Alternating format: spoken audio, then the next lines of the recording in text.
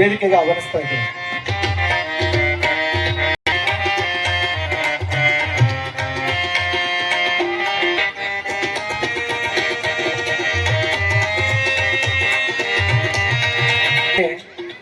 ನಮ್ಮ ಗ್ರಾಮದ ಮಡಿವಿದಿ ಗ್ರಾಮದ ಕಲ್ಯಾಣಿ ಅವರು ವೇದಿಕೆ ಮೇಲೆ ಬಂದು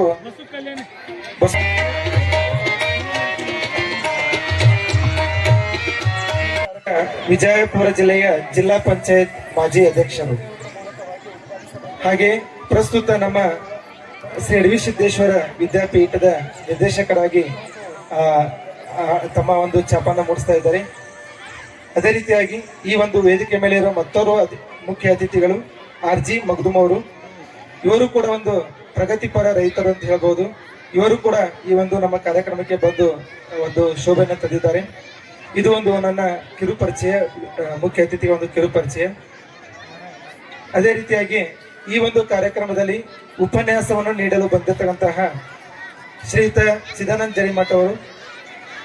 ಇವರೊಂದು ಕಿರುಪರಿಚಯ ಅಂತ ಹೇಳಬೇಕಾದ್ರೆ, ಇವರು SSLC, ಇವರು ಕನ್ನಡ ಪಂಡಿತರು, ಕನ್ನಡ ಭಾಷೆಯ ರಾಜ್ಯ ಸಂಪನ್ಮೂಲ ವ್ಯಕ್ತಿಗಳು ಕೂಡ ಆಗಿದ್ದಾರೆ. ಅದೇ ರೀತಿಗಳು ಇವರು ಒಂದು ಕವಿಗಳಂತ ಹೇಳ್ಬೋದು, ಸಾಕಷ್ಟು ಕವನಗಳನ್ನ ಬರೆದಿದ್ದಾರೆ. ಅದೇ ರೀತಿಯಾಗಿ ಪತ್ರಿಕೆಗಳಲ್ಲಿ ಅಂಕಣ ಬರಹಗಾರರಾಗಿ ತಮ್ಮ ಸೇವೆಯನ್ನು ಸಲ್ಲಿಸ್ತಾ ಇದ್ದಾರೆ. ಇವರು ಮೂಲತಃ ಬೀಳಗಿ ತಾಲೂಕಿನ ನಾಗರಾಳ್ ಗ್ರಾಮದವರು. ಈ ಒಂದು ಶಿಕ್ಷಕ ವೃತ್ತಿಗೆ ಬರೋದಕ್ಕಿಂತ ಮುಂಚೆ ಶ್ರೀಯುತರು ಪೊಲೀಸ್ ಇಲಾಖೆಯಲ್ಲಿ ಸೇವೆಯನ್ನು ಸಲ್ಲಿಸಿದ್ದಾರೆ. ನಂತರ ಪ್ರೌಢಶಾಲಾ ಶಿಕ್ಷಕರಾಗಿ ಹಾವೇರಿಯಲ್ಲಿ ತಮ್ಮ ಜೀವನವನ್ನ, ಅಂದ್ರೆ ಈ ಶಿಕ್ಷಕರ ಜೀವನವನ್ನು ಪ್ರಾರಂಭ ಮಾಡ್ತಾ ಇದ್ದಾರೆ. ಸತತವಾಗಿ 12 ವರ್ಷಗಳ ಕಾಲ ಸೇವೆ ಸಲ್ಲಿಸಿ ಈಗ ಪ್ರಸ್ತುತ ಹುನ್ನೂರು ಪದವಿ ಪೂರ್ವ ಕಾಲೇಜಿನಲ್ಲಿ ಪ್ರೌಢ ವಿಭಾಗ ಕಳೆದ 4 ವರ್ಷದಿಂದ ಶಿಕ್ಷಕರಾಗಿ ಸೇವೆ ಸಲ್ಲಿಸ್ತಾ ಇದ್ದಾರೆ. ಶ್ರೀಯುತರ ಒಂದು ಪರಿಚಯ ಮಾಡಲು ಅವಕಾಶ ಮಾಡಿಕೊಟ್ಟಂತಹ ಈ ವೇದಿಕೆಗೆ ನನ್ನ ಒಂದು ನಮನಗಳನ್ನು ಸಲ್ಲಿಸ್ತಾ ಇದ್ದೇನೆ. ಒಂದು 52% ನಮ್ಮ ಶಾಲೆಗೆ ಪ್ರಥಮ ಸ್ಥಾನದೊಂದಿಗೆ ನಮ್ಮ ಊರಿಗೆ ಮತ್ತು ಶಾಲೆಗೆ ಕೀರ್ತಿಯನ್ನು ತಂದಿದ್ದಾಳೆ. ಈ ವಿದ್ಯಾರ್ಥಿಗೆ ವೇದಿಕೆ ಮೇಲೆ ಇರುವ ಪೂಜ್ಯರು ಹಾಗೂ ಅತಿಥಿ ಮಹೋದಯರು ಸನ್ಮಾನವನ್ನು ಮಾಡಬೇಕೆಂದು ತಮ್ಮ ಪ್ರತಿಪಾದಿ 558 ಅಂಕಗಳೊಂದಿಗೆ 89.28% ನಮ್ಮ ಶಾಲೆಗೆ ದ್ವಿತೀಯ ಸ್ಥಾನವನ್ನು ಪಡೆದುಕೊಂಡಿದ್ದಾಳೆ. ಈಕೆಯನ್ನು ಕೂಡ ನಾನು ವೇದಿಕೆಗೆ ಆಹ್ವಾನಿಸ್ತಾ ಇದ್ದೇನೆ. ಅದೇ ರೀತಿಯಾಗಿ ಐಶ್ವರ್ಯ ಬೆಳಗಲಿ 551 ಅಂಕಗಳೊಂದಿಗೆ 88.16% ತೃತೀಯ ಸ್ಥಾನವನ್ನು ಪಡೆದುಕೊಂಡಿದ್ದಾಳೆ. ಈ 3 ವಿದ್ಯಾರ್ಥಿಗಳಿಗೆ ವೇದಿಕೆಯಲ್ಲಿ ಉಪಸ್ಥಿತರಿರತಕ್ಕಂತಹ ಪರಮ ಪೂಜ್ಯ ಶ್ರೀಗಳಿಗೆ ಹಾಗೂ ಅತಿಥಿ ಮಹೋದಯರನ್ನ ಈ ಸನ್ಮಾನ ಕಾರ್ಯಕ್ರಮವನ್ನು ನೆರವೇರಿಸಿಕೊಳ್ಳಬೇಕಾಗುತ್ತೆ, ಗೌರವವನ್ನು ಕೊಡಬೇಕಾಗುತ್ತೆ. ಕೇವಲ ಶಾಲೆಗೆ ಮಾತ್ರವಲ್ಲ, ಊರಿಗೆ ಮತ್ತು ಈ ಒಂದು ಸಮಾಜಕ್ಕೆ ಒಂದು ಉನ್ನತ ಸಾಧನೆ ಮಾಡಿದ್ದಾರೆ. ತಮ್ಮ ಮುಂದಿನ ಜೀವನ ಉತ್ತಮವಾಗಿರಲಿ ಅಂತ ನಮ್ಮ ಎಲ್ಲ ಶಿಕ್ಷಕ ವೃಂದದವರು, ಪೂಜ್ಯರು ಹಾಗೂ ಎಲ್ಲ ಅತಿಥಿ ಮಹೋದಯರು ಈ ಒಂದು ಪ್ರಥಮ ಸ್ಥಾನ, ರೇಣುಕಾ ಪರುತ್ಪಾದಿ ದ್ವಿತೀಯ ಸ್ಥಾನ ಹಾಗೂ ಐಶ್ವರ್ಯ ಬೆಳಗಲಿ ತೃತೀಯ ಸ್ಥಾನ, ಈ 3 ವಿದ್ಯಾರ್ಥಿಗಳಿಗೆ ತಮ್ಮ ಜ್ವರದ ಚಪ್ಪಾಳೆಯೊಂದಿಗೆ ಮತ್ತೊಮ್ಮೆ ಅವರನ್ನು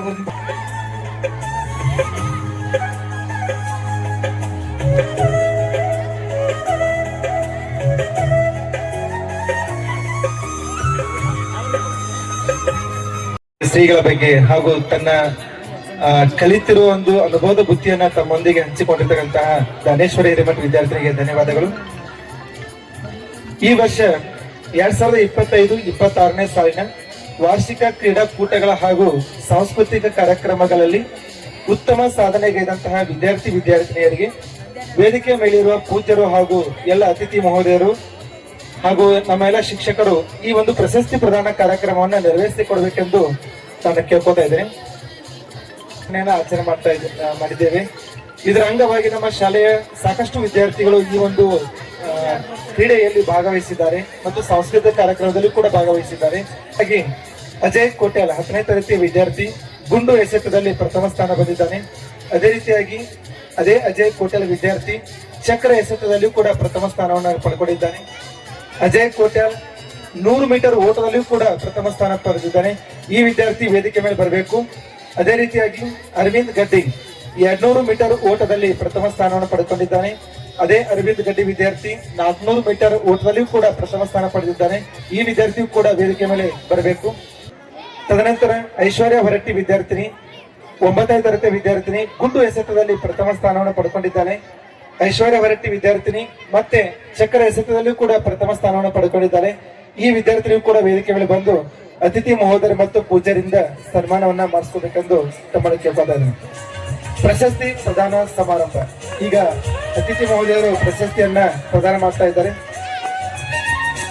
ಲಕ್ಷ್ಮೀ ಪಾಟೀಲ್ ವಿದ್ಯಾರ್ಥಿನಿ 9ನೇ ತರಗತಿ ವಿದ್ಯಾರ್ಥಿನಿ 200 ಮೀಟರ್ ಓಟದಲ್ಲಿ ಪ್ರಥಮ ಸ್ಥಾನವನ್ನು ಪಡೆದಿದ್ದಾಳೆ. ಅದೇ ಲಕ್ಷ್ಮೀ ಪಾಟೀಲ್, ಐಶ್ವರ್ಯ ಹೊರಟ್ಟಿ ಮತ್ತು ಅರವಿಂದ್ ಗಡ್ಡಿ ಈ ವಿದ್ಯಾರ್ಥಿಗೆ ಪ್ರಶಸ್ತಿ ಪ್ರದಾನ ಮಾಡ್ತಕ್ಕಂತಹ ಅತಿಥಿ ಮಹೋದಯರಿಗೆ. ಆನಂತರ ಲಕ್ಷ್ಮೀ ಪಾಟೀಲ್ ಮತ್ತು ತಂಡದವರು ಏನಪ್ಪಾ ಅಂದ್ರೆ ಪ್ರಥಮ ಸ್ಥಾನವನ್ನು ಪಡೆದುಕೊಂಡಿದ್ದಾರೆ.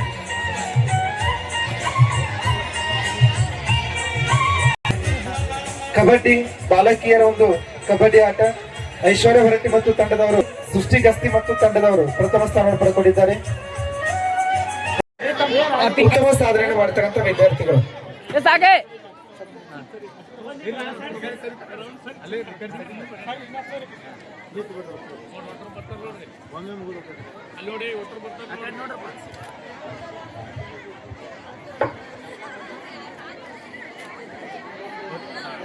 ಎಂದು ಬುದ್ಧಿ ಹೇಳಿದ ವಿಜ್ಞಾನ ಶಿಕ್ಷಕರಿಗೆ ನನ್ನ ವಂದನೆಗಳು.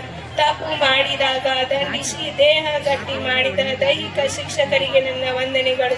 ತಂದೆಯ ಕೋಪ ದಾರಿ ತೋರಿಸುತ್ತದೆ, ತಾಯಿಯ ಕೋಪ ಹೊಟ್ಟೆ ತುಂಬಿಸುತ್ತದೆ, ಗುರುವಿನ ಕೋಪ ವಿದ್ಯೆ ಕಲಿಸುತ್ತದೆ, ಶತ್ರುವಿನ ಕೋಪ ಚಾಣಾಕ್ಷತೆಯನ್ನು ಕಲಿಸುತ್ತದೆ ಎಂಬ ಮಾತಿನಂತೆ ನಮ್ಮೆಲ್ಲರ ಮಾರ್ಗ ಶಾಲೆಯ ಹೆಮ್ಮೆಯ ವಿದ್ಯಾರ್ಥಿಗಳು, ಕಾರ್ಯಕ್ರಮಗಳು ಮತ್ತು ವಿದ್ಯಾಭ್ಯಾಸದಲ್ಲಿ ನೀವು ತೋರಿದ ಪ್ರಸ್ತುತಿ ಸದಾ ನೆನಪಾಗುತ್ತದೆ. ಶಾಲೆ ಎಂದರೆ ಕೇವಲ ಪಾಠ ಕಲಿಯುವ ಸ್ಥಳವಲ್ಲ, ಅದು ನಿಮ್ಮ ವ್ಯಕ್ತಿತ್ವವನ್ನು ರೂಪಿಸುವ ಮಂದಿರ. ಇಲ್ಲಿ ನೀವು ಸ್ನೇಹದ ಮೌಲ್ಯ, ಸಮಯ ಪಾಲನೆ, ಪರಿಶ್ರಮ ಮತ್ತು ಆತ್ಮವಿಶ್ವಾಸವನ್ನು ಕಲಿತಿದ್ದೀರಿ. ನಮ್ಮ ಶಿಕ್ಷಕರು ನಿಮ್ಮ ಜೀವನದ ದೀಪಗಳಂತೆ ಮಾರ್ಗದರ್ಶನ ನೀಡಿದ್ದಾರೆ.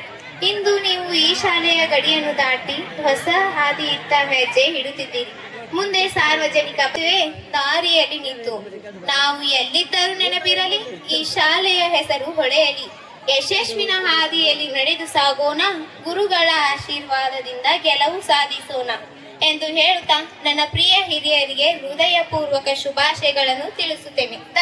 ಬಹಳ ಪ್ರಮುಖವಾದದ್ದು